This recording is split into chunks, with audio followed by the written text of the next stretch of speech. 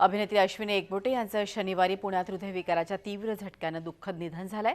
भरत नाट्य मंदिरात नाट्य त्रिविधा हा कार्यक्रम सुरू होता। यात नृत्य सादर करत असताना गाण्याच्या शेवटी त्या भोवळ येऊन रंगमंचावर पडल्या। त्यांना तातडीनं जवळच्या गोरे रुग्णालयात दाखल केलं असता डॉक्टरांनी त्यांना मृत घोषित केलं। अश्विनी यांच्या अचानक जाण्यानं मराठी रंगभूमी आणि चित्रपटसृष्टीला मोठा धक्का बसलाय। कार्यक्रमात नृत्य सादर करताना त्यांना हृदयविकाराचा तीव्र झटका आला आणि त्यातच अश्विनी यांची प्राणज्योत मालवली। अश्विनी यांचं पार्थिव अंत्यदर्शनासाठी टिळक स्मारक मंदिरात ठेवण्यात येणार आहे। त्यानंतर वैकुंठ स्मशानभूमीत त्यांच्या पार्थिवावर अंत्यसंस्कार करण्यात येतील। विविध मराठी मालिका तसंच नाटकं आणि चित्रपटांमध्ये अश्विनी यांनी महत्त्वाच्या भूमिका साकारल्या होत्या। मुंबईतल्या 8 मुलींना हॉटेलमधील खाण्यातून विषबाधा झाल्याचा प्रकार उघडकीस आलाय। प्रणाली जाधव हिचा वाढदिवस साजरा करण्यासाठी तिच्या 7 मैत्रिणी आल्या होत्या। यावेळी या सगळ्यांनी केक कापून प्रणालीचा वाढदिवस साजरा केला। त्यानंतर पार्टी करण्यासाठी या 8ही जणी नजीकच्या हॉटेलमध्ये गेल्या। तिथे त्यांनी चायनीज खाल्लं, मात्र चायनीज खाताच या सगळ्या मुलींना उलटी चक्कर आल्यासारखं जाणवू लागलं। खबरदारीचा उपाय म्हणून या 8ही जणींना नजीकच्या व्हीएन देसाई रुग्णालयात उपचारासाठी दाखल करण्यात आलंय। पोलिसांनी केकचं दुकान आणि हॉटेलमधील चायनीज वस्तूंचे नमुने तपासणीसाठी फॉरेन्सिक लॅबमध्ये पाठवले आहेत। या लॅबच्या अहवालानंतरच या मुलींना कशामुळे विषबाधा झाली हे स्पष्ट होईल। पालघरमध्ये मराठा क्रांती मूक मोर्चाचं आयोजन करण्यात आलं आहे। पालघर जीवन विकास हायस्कूल ते जिल्हाधिकारी कार्यालय असा या मोर्चाचा मार्ग असेल। या मोर्चासाठी सगळी तयारी करण्यात आली आहे। या मोर्चामध्ये पालघर जिल्ह्यासह गुजरात राज्यातील मराठा समाज बांधव हजेरी लावणार असल्याचं बोललं जात आहे। याच पार्श्वभूमीवर कोणताही अनुचित प्रकार घडू नये यासाठी कडेकोट पोलीस बंदोबस्त ठेवण्यात आलाय। मोर्चाचं आयोजन करण्यात आलंय। अमित कॉम्प्लेक्स पासून सुरू होणाऱ्या या मोर्चाची सांगता तहसील कार्यालयाजवळ होईल। या मोर्चाला मराठा बांधव मोठ्या संख्येनं हजेरी लावणार असल्याचा अंदाज व्यक्त होतोय। कायदा आणि सुव्यवस्था राखण्यासाठी चोख पोलीस बंदोबस्त ठेवण्यात आलाय। त्यांच्या मदतीला 600 स्वयंसेवकांची फौज तैनात असेल। जिल्ह्यातील कुणबी आणि मुस्लिम समाजानं या मोर्चाला पाठिंबा दर्शवला।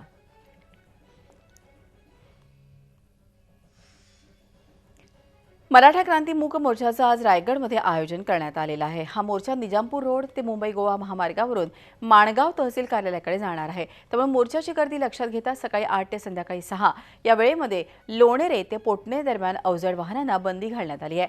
माणगाव तालुक्याच्या हद्दीतली किरकोळ वाहतूक निजामपूर बोरवाडी फाटा हरवंडी कडापूर ताम्हाणे जांभूळपाडा ते ढालघर फाटा अशी वळवण्यात आली आहे। मात्र यातून अत्यावश्यक सेवा रुग्णवाहिका आणि अग्निशमन दल तसंच अतिमहत्त्वाच्या व्यक्तींची वाहनं वगळण्यात आली आहेत।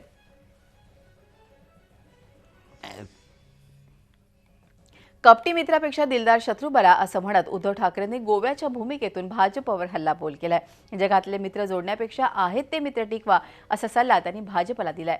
गोव्यातल्या जाहीर सभेत उद्धव ठाकरे यांनी गोवा विधानसभा निवडणुकीचे रणशिंग फुंकलं। यावेळी उद्धव यांनी पंतप्रधान मोदी आणि संरक्षण मंत्री मनोहर पर्रिकर यांच्यावरही थेट हल्लाबोल केला।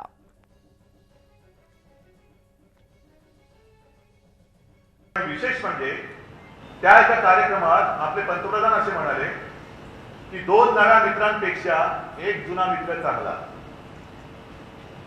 2 नव्या मित्रांपेक्षा एक जुना मित्र चांगला। आपण आपली साधी भोळी बाबडी माणसं, तेव्हा ती सगळी मोठी माणसं आपण साधी माणसं। आपण साधी माणसं काय म्हणतो की कपटी मित्रापेक्षा दिलदार शत्रू चांगला। बरोबर नाही? मी बोलतो ते पटते की नाही तुम्हाला?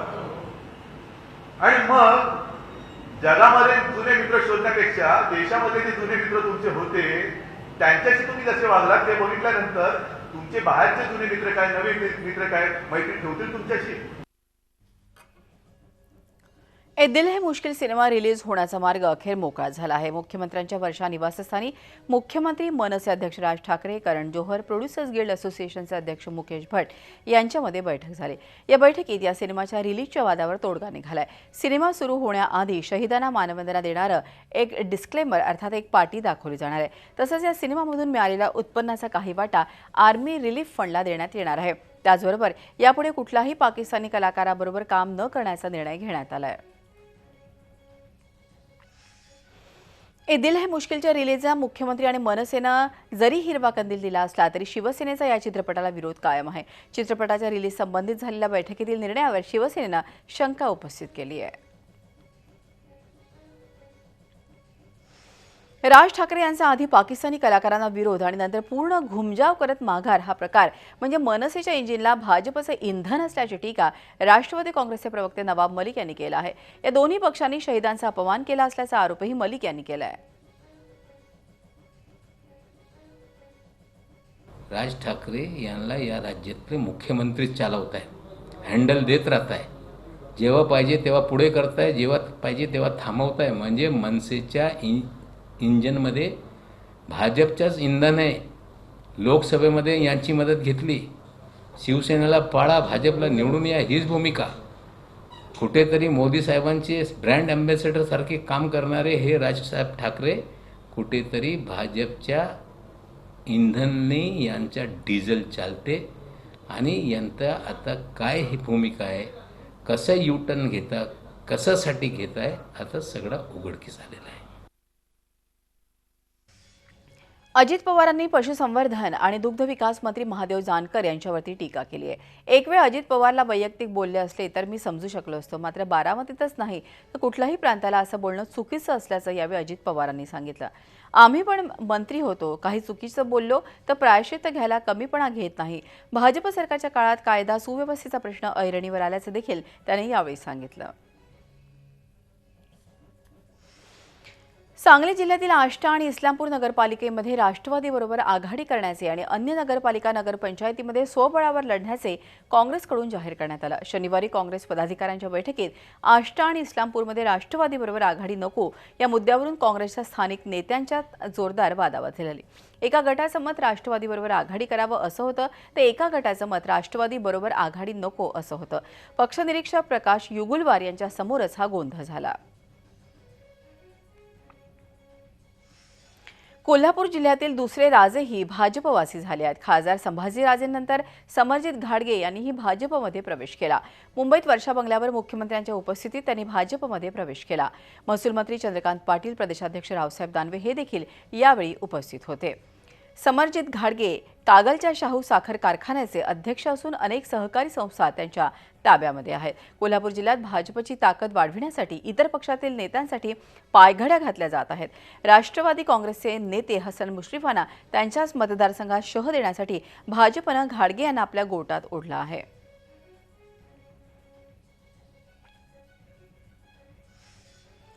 स्वाभिमानी शेतकरी संघटनेचे खासदार राजू शेट्टी यांनी पुण्याच्या शिवाजीनगर पोलीस स्टेशनमध्ये सहकारी साखर कारखान्यांच्या विक्री घोटाळ्यासंदर्भात तक्रार दाखल केली आहे। राज्यातले 42 सहकारी साखर कारखाने हे राज्य सहकारी बँक आणि विविध जिल्हा मध्यवर्ती बँकांकडून विकण्यात आले आहेत। ते विकताना त्यांचं योग्य मूल्यांकन झालेलं नाही। तसंच हे कारखाने विकणारे आणि विकत घेणारे यांनी या प्रकरणी मोठा आर्थिक घोटाळा केल्याचा आरोप शेट्टी यांनी केलाय। याबाबत मुख्यमंत्री, सरकारी अधिकारी यांच्याकडे वेळोवेळी पाठपुरावा करूनही कारवाई होत नसल्यामुळे आपण आता पोलिसांकडे आलो असल्याचं राजू शेट्टी यांनी स्पष्ट केलंय।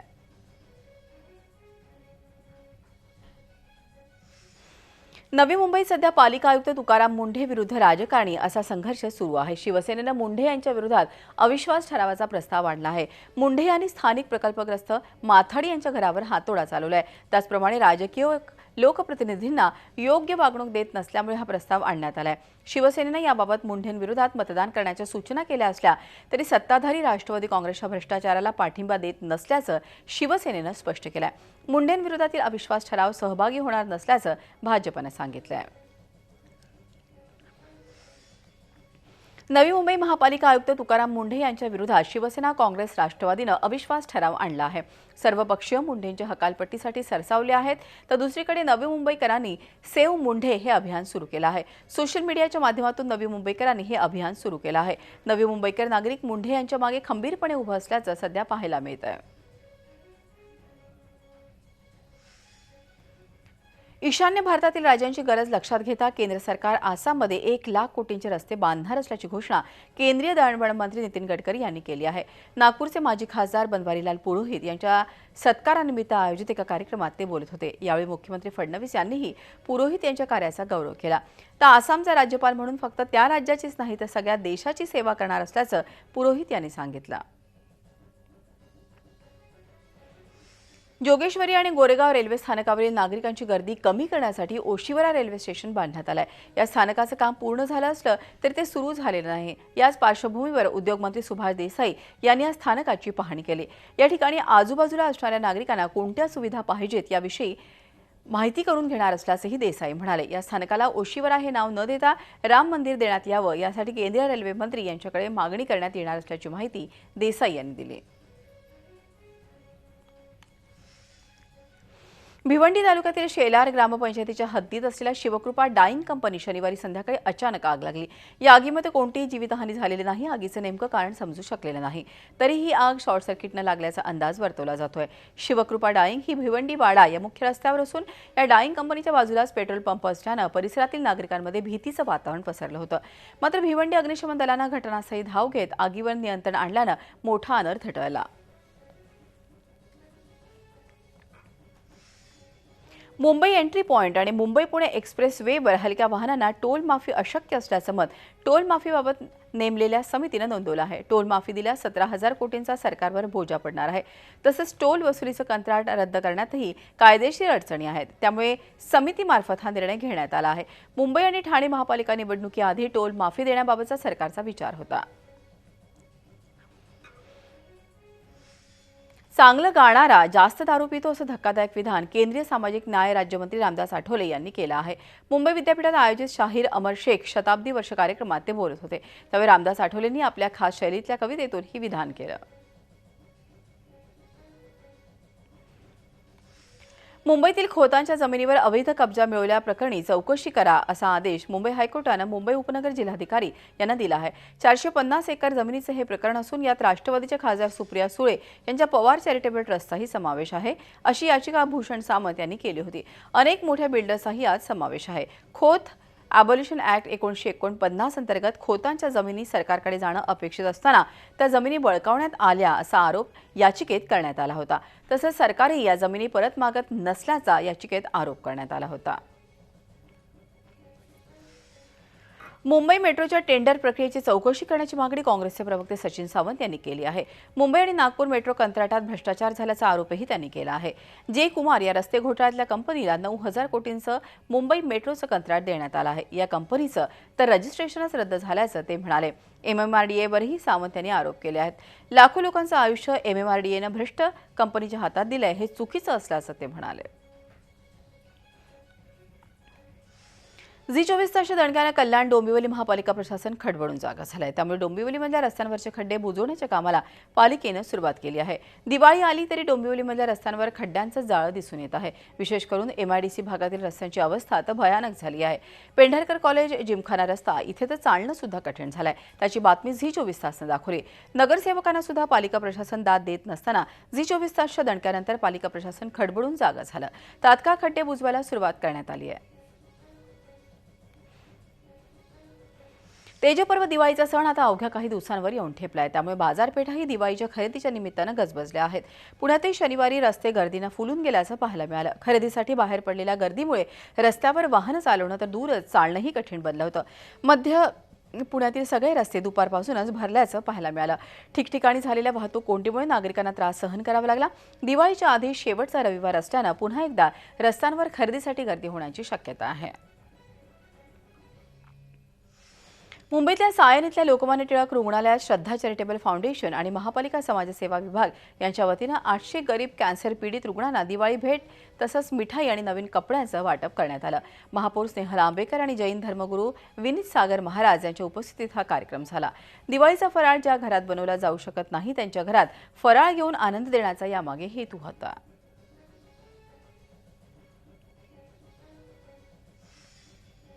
राज्यातल्या बातम्यांनंतर आता बघूया देश-विदेशातल्या महत्त्वाच्या बातम्या झटपट।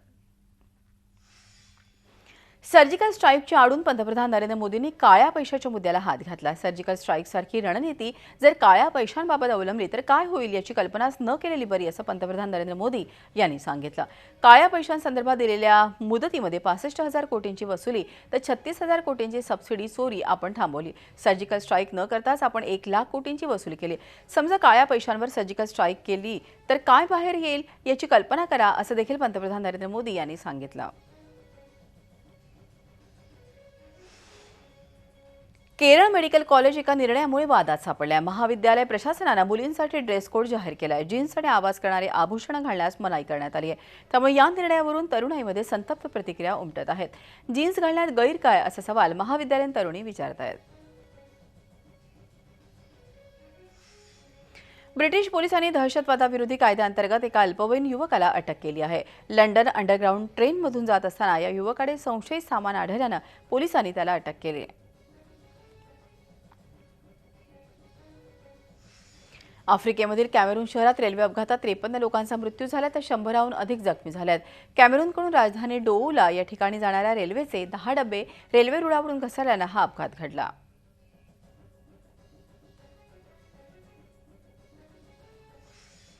आयसिसने एका न्यूज एजन्सीद्वारे मोसुलमध्ये होत असलेल्या युद्धाचा व्हिडिओ प्रसारित केलाय. या व्हिडिओमध्ये मनाहा आणि बस्तिश गावांमध्ये आयसिसच्या दहशतवाद्यांकडून इराकी सेनेच्या टँकरवर हल्ला केल्याचे दाखवण्यात आलंय. ब्रिटनमधील लंडन सिटी एअरपोर्ट खुलं करण्यात आलं आहे. शुक्रवारी या ठिकाणी वायू गळती झाली होती. याचा प्रवाशांना त्रास झाल्यानं लंडन सिटी एअरपोर्ट रिकामं करण्यात आलं होतं. तपासणीनंतर प्रवाशांना कुठलाही धोका नसल्यामुळे एअरपोर्ट पुन्हा सुरू करण्यात आलं आहे. UN ह्युमन राईट्सचे प्रमुख जेद राद अल हुसेन यांनी सिरियामधील एलेप्पो शहराच्या परिस्थितीची तुलना कत्तलखान्याशी केली आहे. सिरिया सरकार आणि रशियाकडून गेल्या महिनाभरात झालेल्या हल्ल्यात 500 पेक्षा जास्त सर्वसामान्य लोकांचा मृत्यू झाला आहे. झी 24 तास रहा एक पाऊल पुढे.